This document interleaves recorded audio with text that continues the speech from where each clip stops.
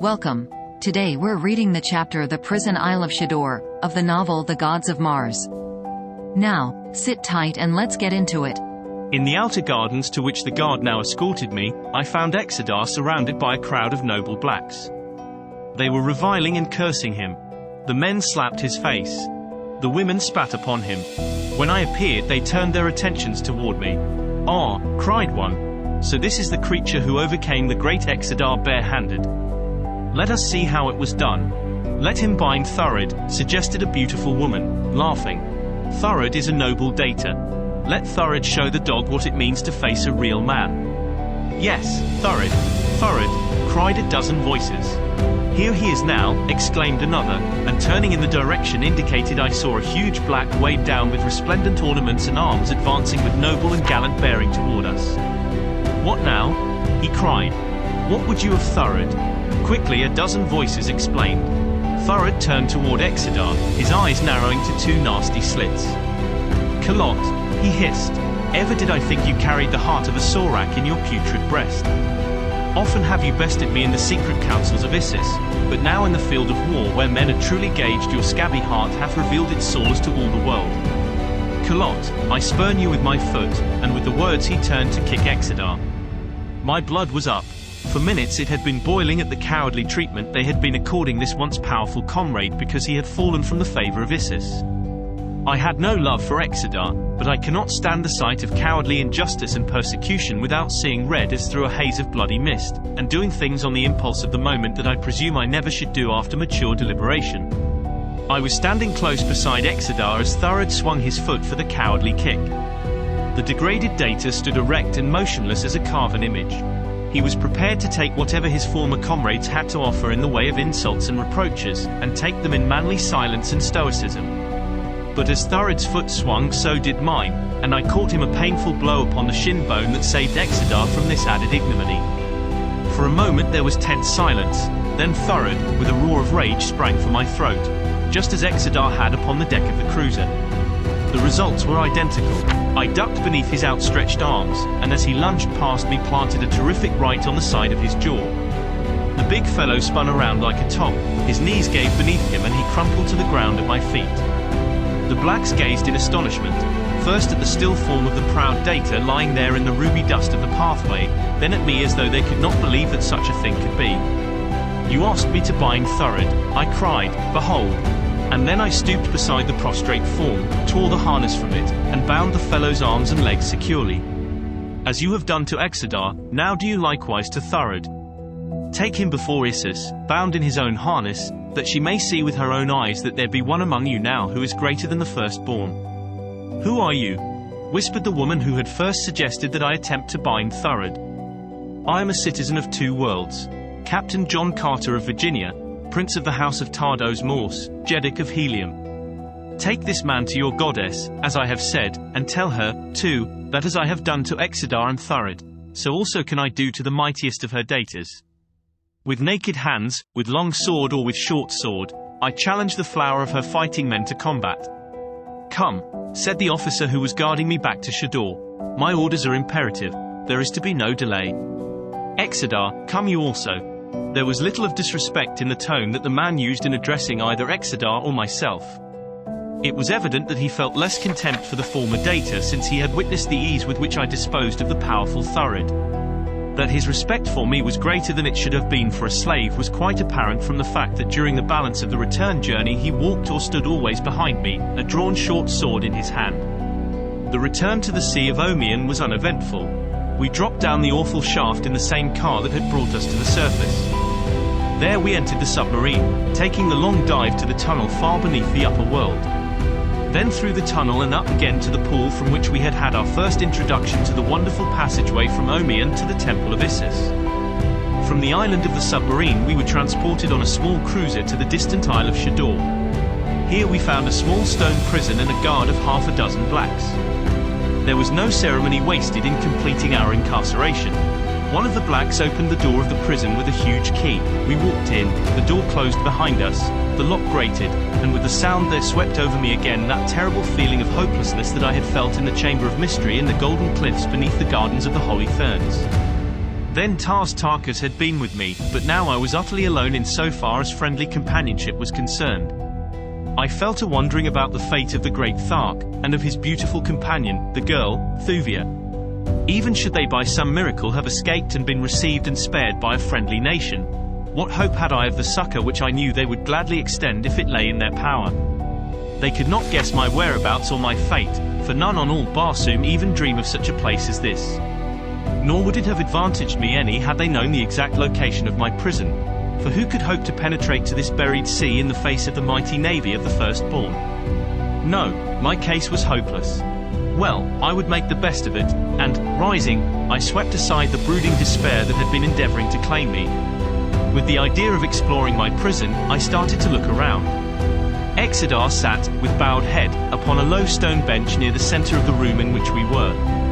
He had not spoken since Isis had degraded him. The building was roofless, the walls rising to a height of about 30 feet. Halfway up were a couple of small, heavily barred windows. The prison was divided into several rooms by partitions 20 feet high. There was no one in the room which we occupied, but two doors which led to other rooms were open. I entered one of these rooms, but found it vacant. Thus I continued through several of the chambers until in the last one I found a young red Martian boy sleeping upon the stone bench which constituted the only furniture of any of the prison cells. Evidently he was the only other prisoner. As he slept, I leaned over and looked at him.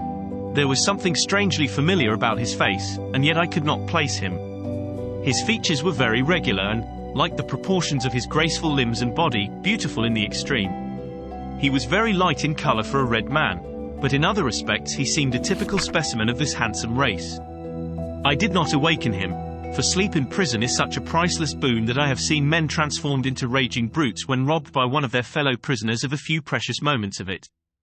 Returning to my own cell, I found Exodar still sitting in the same position in which I had left him.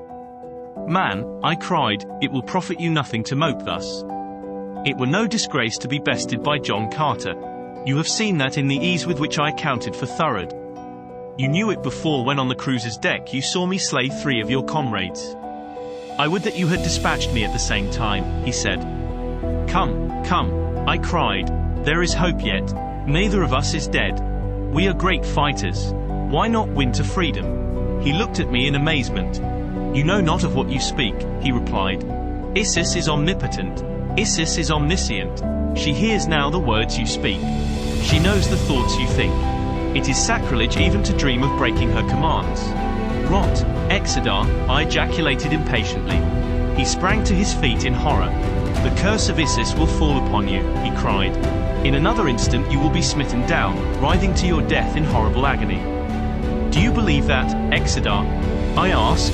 "Of course. Who would dare doubt?" "I doubt, yes, and further, I deny," I said. "Why, Exodar, you tell me that she even knows my thoughts." "The red men have all had that power for ages. And another wonderful power, they can shut their minds so that none may read their thoughts. I learned the first secret years ago, the other I never had to learn, since upon all Barsoom is none who can read what passes in the secret chambers of my brain. Your goddess cannot read my thoughts, nor can she read yours when you are out of sight, unless you will it. Had she been able to read mine, I am afraid that her pride would have suffered a rather severe shock when I turned at her command to gaze upon the holy vision of her radiant face." "What do you mean?" he whispered in an affrighted voice, so low that I could scarcely hear him. "I mean that I thought her the most repulsive and vilely hideous creature my eyes ever had rested upon." For a moment he eyed me in horror-stricken amazement, and then with a cry of "blasphemer," he sprang upon me. I did not wish to strike him again, nor was it necessary, since he was unarmed and therefore quite harmless to me. As he came, I grasped his left wrist with my left hand, and, swinging my right arm about his left shoulder, caught him beneath the chin with my elbow and bore him backward across my thigh. There he hung helpless for a moment, glaring up at me in impotent rage. "Exodar," I said, "let us be friends. For a year, possibly, we may be forced to live together in the narrow confines of this tiny room. I am sorry to have offended you, but I could not dream that one who had suffered from the cruel injustice of Isis still could believe her divine. I will say a few more words, Exodar, with no intent to wound your feelings further, but rather that you may give thought to the fact that while we live we are still more the arbiters of our own fate than is any god. Isis, you see, has not struck me dead, nor is she rescuing her faithful Exodar from the clutches of the unbeliever who defamed her fair beauty. No, Exodar, your Isis is a mortal old woman. Once out of her clutches and she cannot harm you. With your knowledge of this strange land, and my knowledge of the outer world, two such fighting men as you and I should be able to win our way to freedom. Even though we died in the attempt, would not our memories be fairer than as though we remained in servile fear to be butchered by a cruel and unjust tyrant, call her goddess or mortal, as you will. As I finished, I raised Exodar to his feet and released him. He did not renew the attack upon me, nor did he speak. Instead, he walked toward the bench, and, sinking down upon it, remained lost in deep thought for hours. A long time afterward I heard a soft sound at the doorway leading to one of the other apartments, and, looking up, beheld the red Martian youth gazing intently at us. "Carl," I cried, after the red Martian manner of greeting. "Carl," he replied, "what do you here?" "I await my death, I presume," I replied with a wry smile. He too smiled, a brave and winning smile. "I also," he said. "Mine will come soon." I looked upon the radiant beauty of Isis nearly a year since. It has always been a source of keen wonder to me that I did not drop dead at the first sight of that hideous countenance. And her belly, by my first ancestor, but never was there so grotesque a figure in all the universe. That they should call such a one goddess of life eternal, goddess of death, mother of the nearer moon, and 50 other equally impossible titles, is quite beyond me. "How came you here?" I asked. "It is very simple. I was flying a one-man air scout far to the south when the brilliant idea occurred to me that I should like to search for the lost sea of Korus which tradition places near to the South Pole. I must have inherited from my father a wild lust for adventure, as well as a hollow where my bump of reverence should be. I had reached the area of eternal ice when my port propeller jammed, and I dropped to the ground to make repairs. Before I knew it, the air was black with flyers, and 100 of these firstborn devils were leaping to the ground all about me. With drawn swords they made for me, but before I went down beneath them they had tasted of the steel of my father's sword, and I had given such an account of myself as I know would have pleased my sire had he lived to witness it." "Your father is dead?" I asked. "He died before the shell broke to let me step out into a world that has been very good to me. But for the sorrow that I had never the honor to know my father, I have been very happy. My only sorrow now is that my mother must mourn me as she has for 10 long years mourned my father." "Who was your father?" I asked.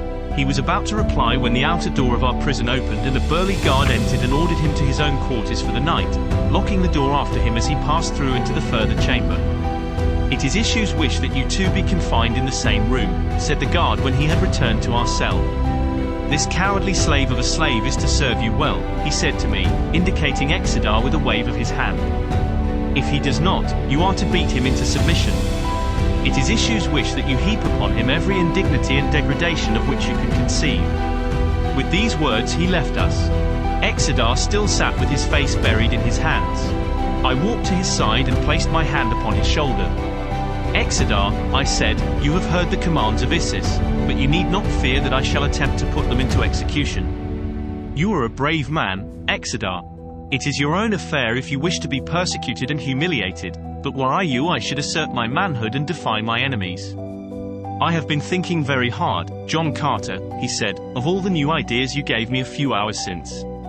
Little by little I have been piecing together the things that you said which sounded blasphemous to me then with the things that I have seen in my past life and dared not even think about for fear of bringing down upon me the wrath of Isis. I believe now that she is a fraud, no more divine than you or I am willing to concede that the firstborn are no holier than the holy Therns, nor the holy Therns more holy than the red men. The whole fabric of our religion is based on superstitious belief in lies that have been foisted upon us for ages by those directly above us, to whose personal profit and aggrandizement it was to have us continue to believe as they wished us to believe.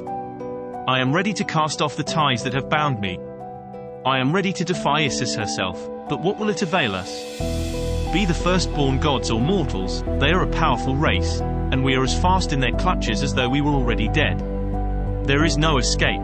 I have escaped from bad plights in the past, my friend, I replied. Nor while life is in me shall I despair of escaping from the Isle of Shador and the Sea of Omian. But we cannot escape even from the four walls of our prison, urged Exodar. Test this flint-like surface, he cried, smiting the solid rock that confined us. and look upon this polished surface. None could cling to it to reach the top. I smiled. That is the least of our troubles, Exodar, I replied. I will guarantee to scale the wall and take you with me, if you will help with your knowledge of the customs here to appoint the best time for the attempt, and guide me to the shaft that lets from the dome of this abysmal sea to the light of God's pure air above. Nighttime is the best and offers the only slender chance we have, for then men sleep, and only a dozing watch nods in the tops of the battleships. No watch is kept upon the cruisers and smaller craft. The watchers upon the larger vessels see to all about them. It is night now, but, I exclaimed, it is not dark. How can it be night, then? He smiled. You forget, he said, that we are far below ground. The light of the sun never penetrates here. There are no moons and no stars reflected in the bosom of Omion. The phosphorescent light you now see pervading this great subterranean vault emanates from the rocks that form its dome. It is always thus upon Omion, just as the billows are always as you see them rolling, ever rolling over a windless sea. At the appointed hour of night upon the world above, the men whose duties hold them here sleep, but the light is ever the same. It will make escape more difficult, I said, and then I shrugged my shoulders. For what, pray, is the pleasure of doing an easy thing? Let us sleep on it tonight, said Exodar. A plan may come with our awakening. So we threw ourselves upon the hard stone floor of our prison and slept the sleep of tired men. Did you enjoy today's chapter of The Gods of Mars? Why not subscribe and ring the bell?